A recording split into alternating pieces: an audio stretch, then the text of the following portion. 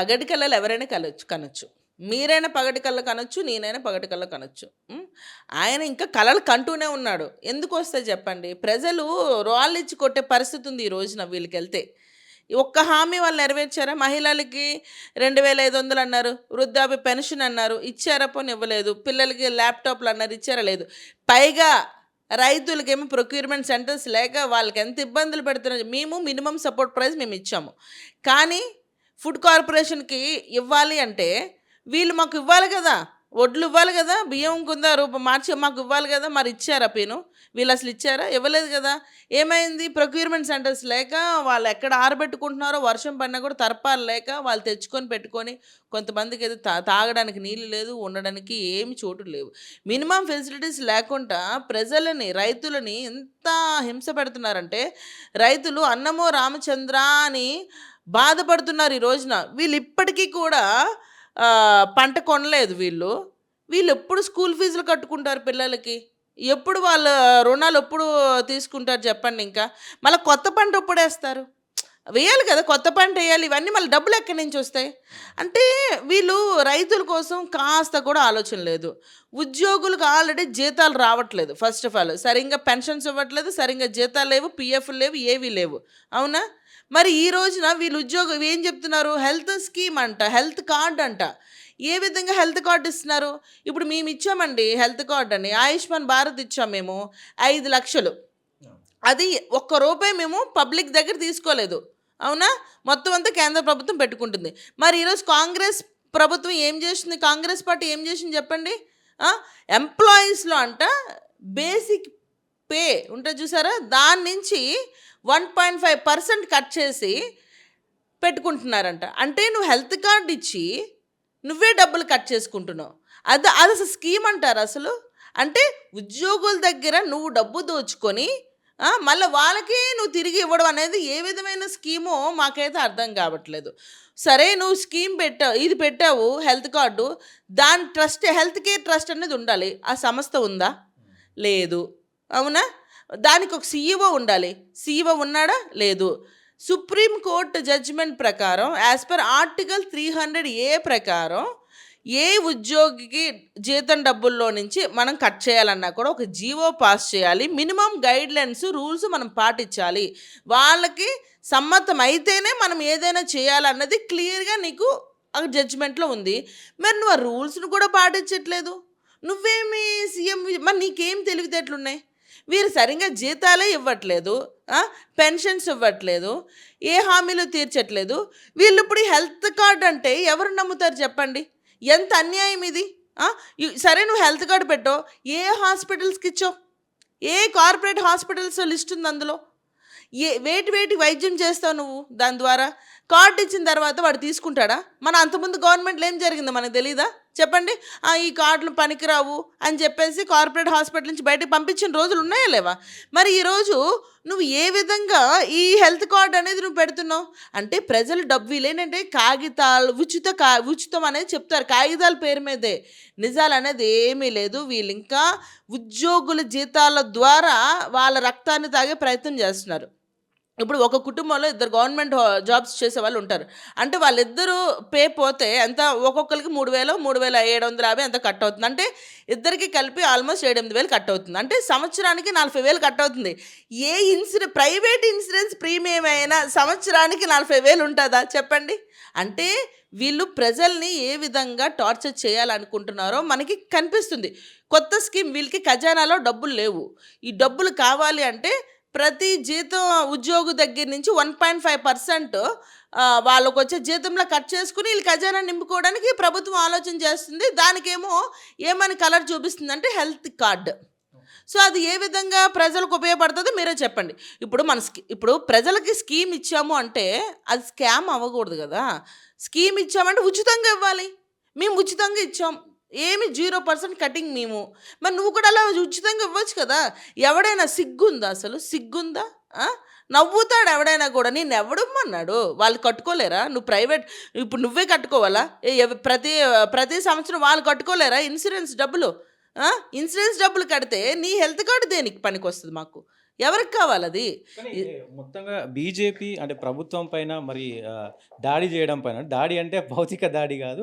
విమర్శించడం కావచ్చు, లేదంటే ప్రజల సమస్యలను వాళ్ళకి చెప్పడం కావచ్చు, లేదంటే ఇది చేయడం కావచ్చు. బీజేపీ వెనుకబడి ఉన్నదా? ఖచ్చితంగా కొన్ని కార్యక్రమాల్లో బీజేపీకి సంబంధించినటువంటి నాయకులు సరిగా ప్రజల సమస్యల పైన కొట్లాడట్లేదు అనేది ప్రముఖంగా ఉన్నటువంటి ఒక సమస్య. ఎందుకంటే బీఆర్ఎస్ ఇప్పటికే మేమే ముందున్నాం అన్ని విషయాలలో. సో మేము చెప్పినయి వాళ్ళు కొన్ని కొన్ని చేస్తా ఉన్నారు అనే పోర్ట్రే కూడా అయితుంది. ఖచ్చితంగా మరి కేటీఆర్ ఇప్పటికే చాలా సార్లు రేవంత్ రెడ్డిని దూషించడం కావచ్చు, ఇవన్నీ కూడా జరుగుతున్నాయి. సో బీజేపీ ఆల్రెడీ ఇప్పుడు జీహెచ్ఎంసీ ఎన్నికలు రాబోతున్నాయి. సో మరి మీరు ఏ విధంగా ముందుకెళ్తా ఉన్నారు? సో ప్రభుత్వాన్ని ఏ విధంగా మరి మీరు విమర్శించే అవకాశం ఉంది? ఎట్లా చూడొచ్చు? మీరు మొన్న రైతు గోసా, బీజేపీ భరోసా అనేది యాత్ర మేము చేసాం. చూసారో లేదో? అవును. మాకొచ్చిన స్పందనతో ఇమ్మీడియేట్‌గా వీళ్ళు ఒడ్లు కొనడం మొదలుపెట్టారు. అవునా కదా! అవును. మరి అంతకుముందు బీఆర్ఎస్ పార్టీ వెళ్ళింది రైతుల కోసం. ఎంతమందొచ్చారన్న? హ్మ్. నలుగురు కూడా రాలేదు. అవునా కదా! అప్పుడే కదా బల్కసుమన్ అన్నాడు. ఏమన్నాడు? మనం మీటింగులు పెడితే రైతులు నలుగురు కూడా రావట్లేదు. చుట్టూ ఉన్నది మన వాళ్ళే. కాబట్టి ఇలా కాదు, రైలు పట్టాలు కోసియండి. ఆ! లేకపోతే సింగరేణి ఆస్తుల్ని ధ్వంసం చేసేయండి. అంగడంగడి చేసేయండి. కొట్లాటలు చేసేయండి. కావాలంటే మీరెంత బాగా కొట్లాట చేస్తే దానికి డబ్బు కూడా మేము ఇస్తామని చెప్పి ఓపెన్‌గా చెప్పాడా లేదా? ఇది వాళ్ళ బతుకులు. వీళ్ళు మాతో సరితూగగలుగుతారా? లేదు. వీళ్ళు ఒక మీటింగ్ పెడితేనే రైతులు రాలేని వాళ్ళు, వీళ్ళు ఏం చేసినట్టు చెప్పండి మీరే? సో మీకు కాన్ఫిడెన్స్ ఉందా? 2029లో ఖచ్చితంగా బీజేపీ ప్రభుత్వం వస్తుంది తెలంగాణలో అనేది కాన్ఫిడెన్స్ ఉందా? ఎందుకంటే ఒకవేళ రేవంత్ రెడ్డిని ఏమన్నా బీజేపీలోకి తీసుకుంటారా? ఎందుకంటే మొన్ననే మోడీ గారు గూడా నాతోటి కలిసి పని చేయాలన్నారు. సో దాన్ని ఎట్లా చూడొచ్చు ఏంటి? సీ మోడీ గారు మొన్న అన్నదేంటంటే, మాతో కలిసి పని చేయండి అని జెప్పారు. ఎందుకంటే వెస్ట్ బెంగాల్‌లో కూడా మేమిచ్చిన కొన్ని స్కీమ్స్ ప్రజల వరకు వెళ్ళనివ్వకుండా చేసింది ఇది అప్పుడు. సో, తర్వాత మేము ఇప్పుడు అక్కడ డబుల్ ఇంజిన్ సర్కార్ వచ్చింది కాబట్టి ఇప్పుడు అన్నీ మళ్ళా నడుస్తున్నాయి. సో, మా ఉద్దేశ్యం ఏంటంటే తెలంగాణ అభివృద్ధి అనేది మాకు ముఖ్యమండి. పార్టీలు కాదు ఇక్కడ మేము ఆలోచించేది. మాకెప్పుడు కూడా nation first, party next, self last అనే ఒక నినాదంతో మేము ముందుకెళ్తున్నాం. సో, అందులో భాగంగానే అభివృద్ధి పర్ఫెక్ట్‌గా జరగాలి అంటే మనం కలిసి ప్రయాణం చేస్తే అవుతా తప్ప గాని కానీ ఇది గూడా అన్నాడు గదా మేడం. అంటే నువ్వు ఎక్కడికైతే ఎళ్ళాలనుకుంటున్నావో పొలిటికల్‌గా, అక్కడికి నువ్వు కాంగ్రెస్ పార్టీలో ఉంటో ఎళ్ళలేవు. సో నాతో కలిసి పని జేయనంటే అంటే ఎట్లా చూడొచ్చు ఈ వ్యాఖ్యలను? ఇగో కలిసి కలిసి పనిచేయం అన్నంత మాత్రాన వచ్చేసి మా పార్టీలోకి వచ్చాను కాదు అక్కడ ఆహ్వానం. అది మీరు చెప్తున్నా కదా! మీ మీడియా వాళ్ళందరూ ఏం ఆలోచిస్తారంటే చిన్నది చెప్పారనుకోండి దాన్ని భూతద్దంలో పెట్టి ఇంత చూపిస్తారు. ఓకే. అక్కడ ఏదైతే ఇప్పుడు మీరు అక్కడ బీహార్ ఏది అక్కడ గెలిచారు. దాదాపు ఒక 15 సంవత్సరాల తర్వాత మమతాను ఓడగొట్టి అక్కడ గెలిచారు. అక్కడ సువేందు అధికారి గూడా గతంలో కాంగ్రెస్ పార్టీ. సో ఆయన గూడా ఇప్పుడు బీజేపీ సీఎం అయినాడు. సో ఆ రకంగానే తెలంగాణలో గూడా రేవంత్ రెడ్డి ఏమైనా మరి బీజేపీలోకి ఆహ్వానించే అవకాశం ఉందా? మేమైతే రేవంత్ రెడ్డిని బీజేపీలో ఆహ్వానించలేదు. కలిసి పనిచేద్దాము, కలిసి అభివృద్ధి పదంలోకెళ్దాము అనే ఒక నినాదంతో మేమున్నాం. మరి ఏమైనా ఎలక్షన్ ముందు రేవంత్ రెడ్డి ఎందుకంటే తర్వాత అలాగని కాంగ్రెస్ పార్టీకి ఫ్యూచర్ లేదన్న విషయం అందరికీ తెలుసు. ఏమైనా అప్పుడు కప్పుకుందాం అనుకుంటున్నాడేమో అని కప్పకుండా అనుకుంటే ఎవరికైనా మేము స్వాగతిస్తాం. మా పార్టీలోని చాలామంది వస్తారు. కొంతమంది ఉంటారు. కొంతమంది వెళ్తారు. సో, రేవంత్ రెడ్డి లాంటి వాళ్ళకి వచ్చినంత మాత్రాన మా పార్టీ అన్ని పార్టీలా కాదు. రాగానే రెడ్ కార్పెట్ ఏసేసి కూర్చోబెట్టదు. పార్టీకి పని చేయాలి. పార్టీకి పని చేసే వాళ్ళకే ఎప్పటికైనా పార్టీకి ఒక విలువిస్తది. అంతేగాని నువ్వు అక్కడ అంతకుముందు మరి కిరణ్ కుమార్ రెడ్డి సీఎం చేశాడు. మరి ఇప్పుడు కిరణ్ కుమార్ రెడ్డి ఏం చేయ్యాడు? ఇవి కూడా మీరు ఆలోచించాలి మాట్లాడే ముందు. సో, కాబట్టి అలాంటివి ఏమీ లేదు. మాకు చాలామంది నాయకులు ప్రజల కోసం కష్టపడి కానీ ఉన్న ఆ నాయకులు ఆ మాకు చాలా స్థాయి, మందున్నారు. ఆ స్థాయి నాయకుడు అంత మాస్ ఫాలోయింగ్ ఉన్నటువంటి నాయకుడు బీజేపీలో తెలంగాణ బీజేపీలో ఎవరు లేరు. ఖచ్చితంగా ఆయనను తీసుకుంటే 2029లో ఎవరు ఏమన్నా, ఎవరు ఏమనుకున్నా ఖచ్చితంగా బీజేపీ అధికారంలోకి వస్తది అనేది కొంత వినబడుతున్న మాట కదా! ఒకప్పుడు రేవంత్ రెడ్డికి మాస్ ఫాలోయింగ్ ఉండొచ్చు. ఒకప్పుడు. ఇప్పుడు కాదు. కిందటి ఎలక్షన్ అప్పుడు. ఎందుకంటే ఆయన ఆ రోజు మాట్లాడిన మాటలేంటంటే పెట్రోల్ గురించి మాట్లాడాడు. అవునా? పెట్రోల్ బీఆర్ఎస్ పార్టీ ఎంత తింటుంది? కేంద్ర ప్రభుత్వం ఇంత తింటుంది అని చెప్పాడు. మరి ఈరోజు ఆయన ఏం చేసినాడు? మరి ఆయన ఏమైనా రూపాయి తగ్గించాడా? ఇంకా మేము తగ్గించాం. అవునా కదా! ఎక్సైజ్ డ్యూటీ మేము తగ్గించాం రూ. 10. ఆయన ఏం చేయలే. అంతకుముందు ఏమన్నాడు? ఇలాగే ఇల్లులు కూలగొడితే ఎందుకు కూలగొడుతున్నారు స్థలాలు? మీరు కూలగట్టుకుంటా జీవో పాస్ చేసేయొచ్చు కదా! రెగ్యులరైజేషన్ చేయొచ్చు కదా! అని చెప్పిన మనిషి ఆ రోజు, ఈరోజు ఆయన ఏం చేస్తున్నాడు? అందరి ఇల్లులు ధ్వంసం చేసి పేద ప్రజలను రోడ్డు మీద లాగొచ్చాడు. అవునా కదా! వాళ్ళ జీవితాలన్నీ రోడ్డు మీద ఉన్నాయి ఈ రోజున. పాపం వాళ్ళకి ఇందిరమ్మ ఇల్లులు కూడా లేవు. వాళ్ళు రోడ్డు మీద బతుకుతున్నారు. ఆళ్ళు ఎలా బతుకుతున్నారో వాళ్ళ పిల్లలతో అనేది మనందరికీ చూస్తున్నాం. చాలా బాధాకరమైన విషయం అది. సో, ఇవన్నీ చూస్తున్నారు. ప్రజలు చూస్తున్నారు. యువత చూస్తుంది. మహిళలకి నువ్వేమిచ్చామో, ఏమివ్వలేదో చూస్తున్నారు. వృద్ధులు కూడా నువ్వేమిచ్చావో లేదో చూస్తున్నారు. ఆఖరికి ఆర్టీసీ కార్మికులు నువ్వేం చేశావో చూస్తున్నారు. నిరుద్యోగ సమస్య పేరు మీద నువ్వు పిల్లల్ని వాడుకొని ఏ విధంగా వాళ్ళని మళ్ళీ ఈ రోజున వాళ్ళకి ఉద్యోగం లేకుండా చేసావో, ఇవన్నీ చూసిన తర్వాత కూడా ఇంకా రేవంత్ రెడ్డికి ఫాలోయింగ్ ఉంది అని అనుకుంటే అది మన పిచ్చి వెర్రితనం అని అనుకోవాలి. ఓకే. ఫైనల్‌గా మేడం ఏం లేదు. ఇప్పుడున్నటువంటి సిట్యుయేషన్‌లో సో, ఇక్కడ ఉన్నటువంటి నాయకులు బీజేపీ నాయకులు ఎవరైతే ఉన్నారో వాళ్ళు చేసే అంటే పనిచేసే విధానం, కేంద్ర నాయకత్వం అమిత్ షా గానీ, మోడీ గానీ, నితిన్ నబీక్ గానీ ఇక్కడ తెలంగాణలో అంత నచ్చట్లేదు. ఇంకా అగ్రెసివ్‌గా పనిచేస్తే బావుంటుండే. ఇప్పటికే మనం అధికారంలోకి వచ్చేది ఉండే అనేది కూడా కేంద్ర ప్రభుత్వం ఆలోచన ఉంది. ఖచ్చితంగా ఆ ప్రెషరు ఇక్కడ రాష్ట్ర ప్రభుత్వం పైన, రాష్ట్ర బీజేపీ పైన పెడుతున్నారు అనేది కూడా మరి చర్చ జరుగుతుంది. నిజంగా ఎటువంటి ఆలోచనలు ముందు పెట్టారు కేంద్రానికి సంబంధించిన నాయకులు? తెలంగాణ రాష్ట్రంలో నిజంగా ఎట్లా ఉండబోతుంది? చర్యలు ఎట్లా ఉండబోతున్నాయి? నితిన్ నబీ కొత్తగా చాలా చర్యలు తీసుకుంటున్నారు. అమిత్ షా ఆయన ఆయన కూడా కొంత స్ట్రాటజీ ఏదైతే మమతాను ఓడగొట్టిన తీరు చాలా ఇదిగా ఉంది. సో, ఎట్లా ఉండబోతుంది తెలంగాణలో? స మాకంటూ ఖచ్చితంగా కొన్ని స్ట్రాటజీస్ ఉంటాయి. ఎందుకంటే మాకు ఇంతవరకు ఏమైందంటే మేము చాలా స్కీమ్స్ ఉన్నాయి. కానీ అవి ప్రజల్లోకి కొంతగా వెళ్ళడం తప్ప ఫుల్ ఫ్లెడ్జ్డ్‌గా వెళ్ళే ప్రయత్నం మేము ఇప్పుడు ఖచ్చితంగా చేస్తున్నాం. సో, దీనిలో భాగంగా ఇంకొకటేంటంటే ఇంతవరకి మిగతా పార్టీలొచ్చినియి అంటే దానికి కారణం ఒకటుంది. Special intensive revision sir. దాంట్లో ఏంటంటే దొంగ ఓట్లు చాలా వరకు ఉన్నాయి. చనిపోయిన వాళ్ళ ఓట్లు చాలా వరకు ఉన్నాయి. బయట దేశాల నుంచి ఇక్కడ వచ్చిన మైగ్రెంట్స్ ఓట్లు చాలా వరకు ఉన్నాయి.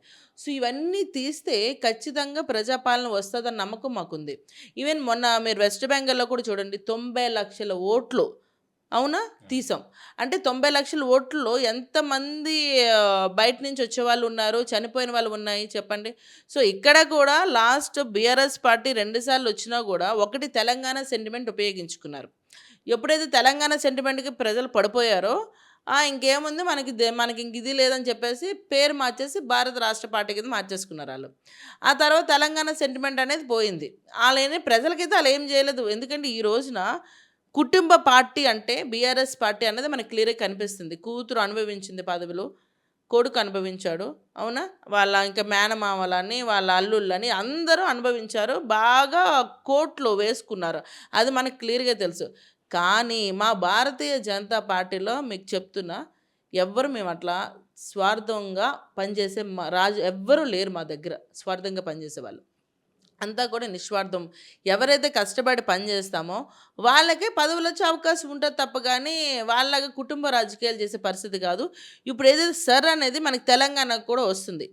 ఈ సర్ పేరు మీద కూడా ఇక్కడ చాలా పోతాయి. ఇప్పుడు మన బై ఎలక్షన్ జరిగింది జూబ్లీ హిల్స్.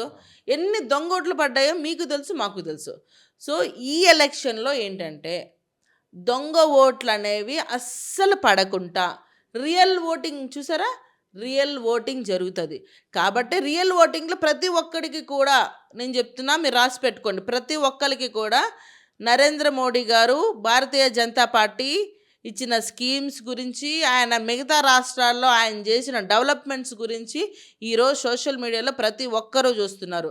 కాబట్టి వీళ్ళెన్ని నాటకాలు, ఫ్లెక్సీ రాజకీయాలు చేయనియండి, ఏమి చేయనియండి, నీచ చిల్లర రాజకీయాలు బీఆర్ఎస్ పార్టీ ఎంత చేసినా, కాంగ్రెస్ పార్టీ ఎన్ని డిక్లరేషన్ హామీలు, దొంగ హామీలు, వాళ్ళు చేసే ప్రతి దగ్గర సభలు పెడతారు, డిక్లరేషన్లు ఇస్తారు తప్ప రియల్ కాదు. ఎందుకంటే బీసీ డిక్లరేషన్ మనం చూసాం, కామారెడ్డి, వరంగల్ డిక్లరేషన్ చూసాం.